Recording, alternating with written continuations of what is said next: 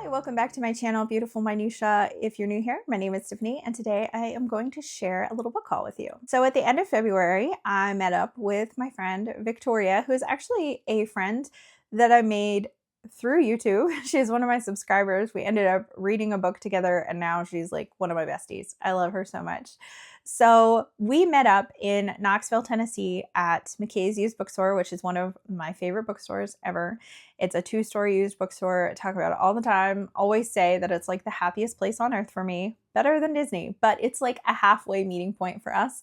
So we met up and went to lunch together and went to McKay's, but we received some really disappointing news. We found out that the Knoxville location is actually permanently closing at the beginning of May, which is like really devastating because the next closest ones are definitely farther away. So I will not be frequenting McKay's several times a year like I normally do. So that's quite disappointing.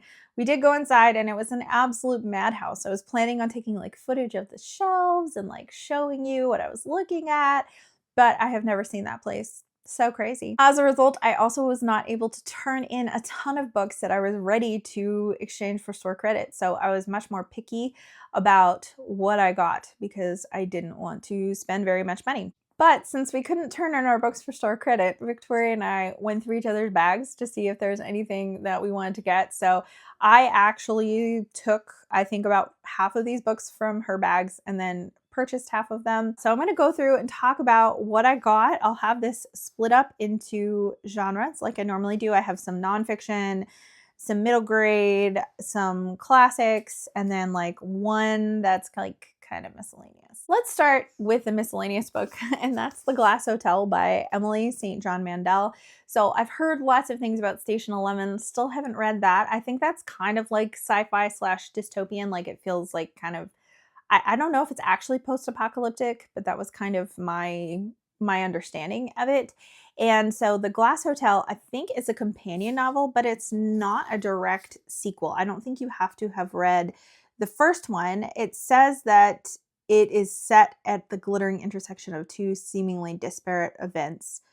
A massive Ponzi scheme collapse and the mysterious disappointment of a woman from a ship at sea. It doesn't really say anything about Station 11 in the front, so maybe it's not even connected.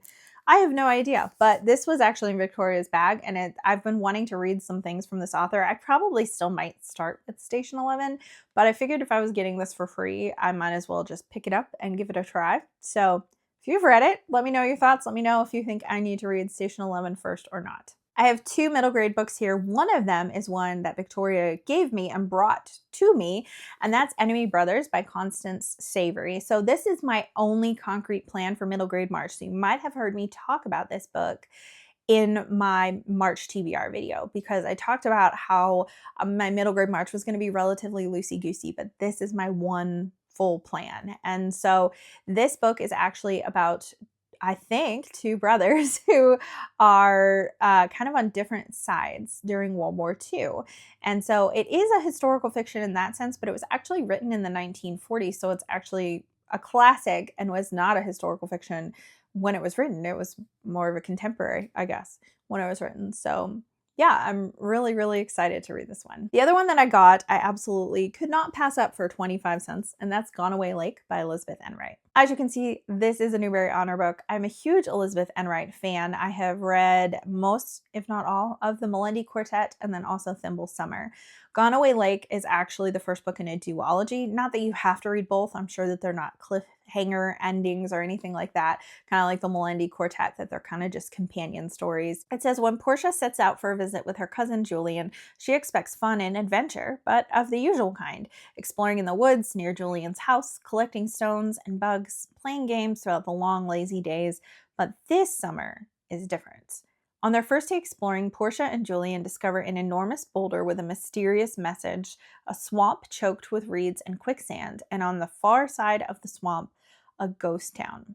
Once upon a time, the swamp was a splendid lake and the fallen houses along its shores, an elegant resort community. But though the lake is long gone and the resort faded away, the houses still hold a secret life. Two people who have never left Gone Away and who can tell the story of what happened there. That sounds fantastic. I'm probably going to save this for the summer because it just sounds like a perfect summary read. Out of the nonfiction that I have here, 2 of them were from Victoria. And one is one that I purchased that is actually for school for my daughter. So maybe it's a little bit less of an exciting one, but it's On Writing Well by William Zinsser.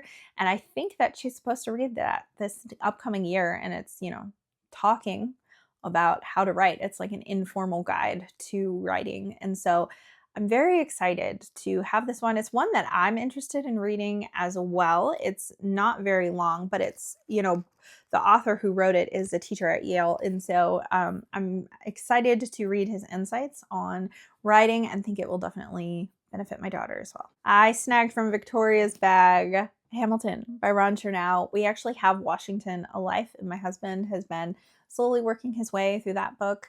I have read some of this book. I got it from the library the year that Hamilton hit Disney Plus and I was finally able to watch it. I started reading Hamilton, but because it was in such demand, I wasn't able to keep it out from the library for very long. I think I could only have it for a couple of weeks. So I never finished it. And now I can at my leisure because as you can see, this thing is a brick. The last one here is one that is a homeschooling book, and it's In Vital Harmony by Karen Glass. Karen Glass, I think, is one of the founders maybe of Ambleside Online. I can't remember if that's correct or not, but Ambleside Online is the curriculum that we use that is Charlotte Mason inspired. And I've read Karen Glass's book, Know and Tell, I Own It, which is all about narration. And I dip in and out of that book a lot because it's super helpful. So In Vital Harmony is specifically about Charlotte Mason and the natural laws of education. It's a little subtitle here. And so it's one I've wanted to read for a really long time, but it's not one that libraries carry. So I was really excited that Victoria was getting rid of this one so that way I could pick it up and read it. Lastly, I have a little stack of classics here. They're all relatively short books. I have A Comedy of Errors by Shakespeare, and this was one that I took from Victoria because this is not one that we have. I do have a collection of all of Shakespeare's works in one huge bind-up, but what I like to do is we actually read Shakespeare together. We split up the acts and look and see how many parts there are, and we each choose different people to be when we're reading through a Shakespeare play together. And so I like to have a second copy of it. And I like to have copies like this one that have footnotes at the bottom that give kind of explanatory things about the language or phrases that we might not be as familiar with. So now we can do Comedy of Errors because this wasn't one that we had otherwise. I have 2 plays here that I got from McKay's. And both of them are ones that I needed for school this upcoming year. So that was really exciting. I don't really know very much about either of them. So this is Everyman and Other Miracle and Morality Plays. So I knew that this was a morality play. I'm pretty sure that this was published anonymously. And so it says that it's written during the Middle Ages, which is interesting. The purpose of these plays was to convey morality to the masses who were not necessarily speaking Latin and able to understand a lot of the church services that were in Latin at the time. So Everyman is just the specific one that we'll be doing, but there are other ones in here. There's also Noah's Flood, The Second Shepherd's Play, and Hick's Corner in addition to Everyman. So this was 75 cents, and there was no way that I was going to find this online for this price, so I was really excited about that. The other play is A Man for All Seasons by Robert Bolt, and as far as I know, this is a play depicting kind of the controversy between Henry VIII and the Pope, where he wants to marry these different women and the Pope is refusing him a divorce. So yeah, I'm pretty sure that that's what this is about. I mean, there is a picture of Henry VIII on the cover, so kind of a giveaway that he is involved. And again, this was $1.50. So really, really excited because this was a book that I was going to need to purchase for school this year anyway. And I probably would have found this, online for probably the $4 to $5 range. So to find it for $1.50 was pretty cool. Another classic that I purchased, this is the one that I purchased for that had the highest price, $3, $3 whole dollars, is Sophia Petrovna by Lydia Chukovskaya. I butchered that. My gosh. Anyways, so this is a fictionalized story about the Great Purge in Russia.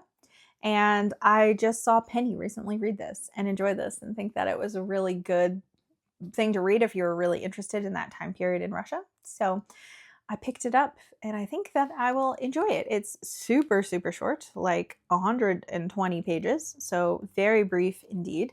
And I was really excited to see it there. It was like one of the few books that I saw there that I was $3 interested in. There are a lot of books there. I joke all the time when I go to places where I'm like, oh, I'm like $2 interested in that, but not $7 interested, like when I look at the price tag. So there are a lot of books there that I was interested in, but we're in like the $7 to $12 range. So I'm like, I don't want to pay that. But you know what? I was $3 interested in this book. So I'm glad that I found one book that I was really excited about that wasn't a school book. The last book is also for school, for Claire, technically, and you might be surprised that I snagged this one from Victoria's bag because you might be surprised that I didn't already own it, and that's The Screwtape Letters by C.S. Lewis. I actually did own this book and I've read it several times, but we had this exact same edition and we gave it away to a friend of ours who had never heard of it and had never read it and had been meaning to get another copy of it. I do have it in a bind up of like 7 of Lewis's books, but because Claire is going to be reading this this fall in school, I wanted her to have like a separate copy so she doesn't have an extra like humongous thick book that she's lugging around and trying to page her way through. Is easier to have it separately, and this is one that I have been meaning to replace anyway. Anyway, those are the books that I have to talk to you about today. Maybe it's a little bit more of a lackluster book haul because I didn't buy that many books. I think I bought 5 books and 3 of them were for school. So maybe it feels a little bit more lackluster, but that's okay. Not every book haul has to be gigantic, and I'm trying to buy less books this year anyway. I'm trying to read more from my shelves and not add as much. So out of the books that I have here in this stack, there's only 2 that I feel like I'm adding to like more of an immediate TBR, which would be Sophia Petrovna and then Gone Away Lake. Both of those I'll probably pick up this year at some point. But if you've read any of the books that I chatted about here, I would love to hear your thoughts, especially if there's a book that you would rather see me prioritize sooner rather than later. Thank you so much for watching. If you like this video, please hit like and also subscribe so you can continue to see more bookish content from me, and I will see you again next time.